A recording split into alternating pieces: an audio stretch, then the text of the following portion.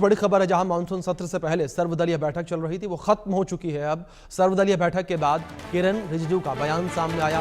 उन्होंने कहा कि सरकार सभी विषयों पर चर्चा के लिए तैयार है। सभी दलों के नेताओं ने अपनी बात रखी है। सदन चलाना सभी की जिम्मेदारी है और 17 बिल हमारे पास तैयार हैं। किरण रिजिजू का ये बयान सामने आया। ये बड़ी खबर है जो इस बीच निकलकर सामने आ रही है। जेपी नड्डा की अध्यक्षता में सर्वदलीय बैठक करीब 1.5 घंटे से ज्यादा चली और बैठक मानसून सत्र के एजेंडा और बिल पर हुई चर्चा।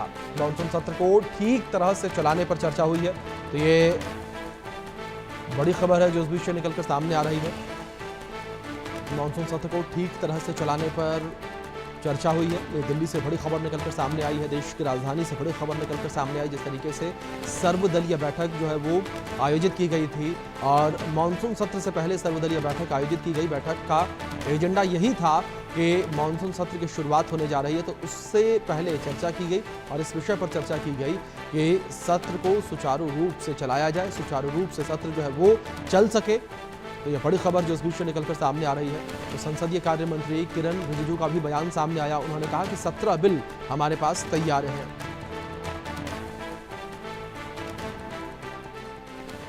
कुछ महीनों के महत्वपूर्ण और दुर्भाग्यपूर्ण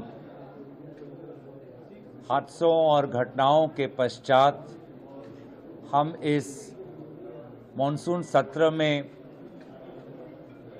सदन के द्वारा देश को संबोधित करने का अवसर हमें मिलेगा और सरकार से अहम सवालों का जवाब सुनने को मिलेगा। और इसीलिए हमारी ये मांग है कि ऐसे कुछ विशेष विषय इस सदन में, इस सत्र में उठाए जाएंगे जिसके कारण इस बार हमारी पहले से ज़्यादा उम्मीद है कि प्रधानमंत्री मोदी जी सदन के अंदर, सदन के द्वारा देश को संबोधित करेंगे। तो वहीं बीजू जनता दल के सांसद सस्मित पात्रा ने कहा कि ओडिशा में हो रही घटनाओं की जिम्मेदारी केंद्र सरकार को लेनी होगी और रोज वहां पर बच्चियों के साथ घटनाएं घट रही हैं। जब चुनाव होते हैं तो डबल इंजन की बात करते हैं और तो जवाबदेही भी केंद्र सरकार को ही लेनी होगी। बीजू जनता दल इन सभी मुद्दों को संसद में उठाएगी और इसी विषय पर बातचीत की है हमारे सहयोगी संजय शर्मा ने। आप सुनिए इस बातचीत के दौरान सस्मित पात्रा ने क्या कुछ कहा। उड़ीसा की घटनाओं के लिए क्या आप राज्य सरकार को जिम्मेदार ठहराते हैं पूरी तरह से? ओडिशा में भाजपा की जो सरकार है वो संपूर्ण तरह से विफल है। लॉ एंड ऑर्डर सिचुएशन की परिस्थिति बहुत इट इज एक्सट्रीमली कंसर्निंग। आपने देखा बालासोर में कुछ दिन पहले कैसे एक बीएड स्टूडेंट ने सेल्फ इमोलेशन किया। कल ही पूरी जिले में एक 15 साल की बच्ची के ऊपर पेट्रोल डाल के उसको जलाया गया।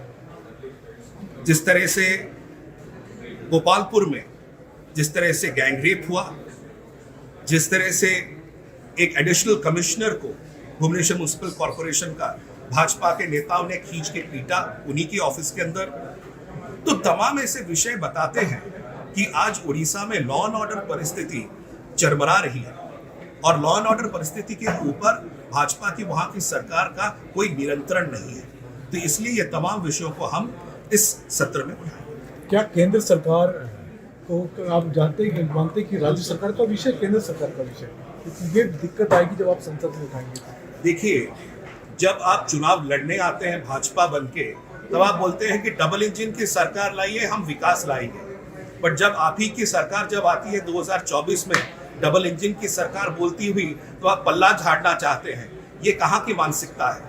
लगता है कि जब आप चुनाव आता है तब आप डबल इंजन की बात करते हैं, जब आप विकास की बात हो या लॉ एंड ऑर्डर की बात हो आप पल्ला झाड़ के दिल्ली और राज्य की बात करते हैं। इस तरह की दोहरी नीति, हिपोक्रेसी चलेगी।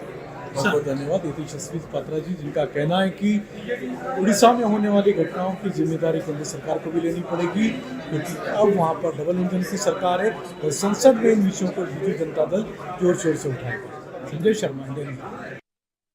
झूठ बोल रहे हैं मुख्यमंत्री।